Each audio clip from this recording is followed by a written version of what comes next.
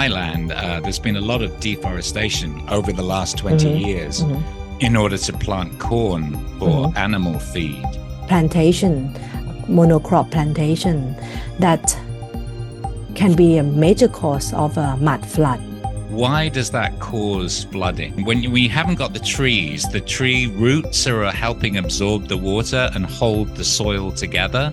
Exactly. Upstream, when there is a open space or corn plantation or mining activities, that just worsen the situation, worsen the disaster.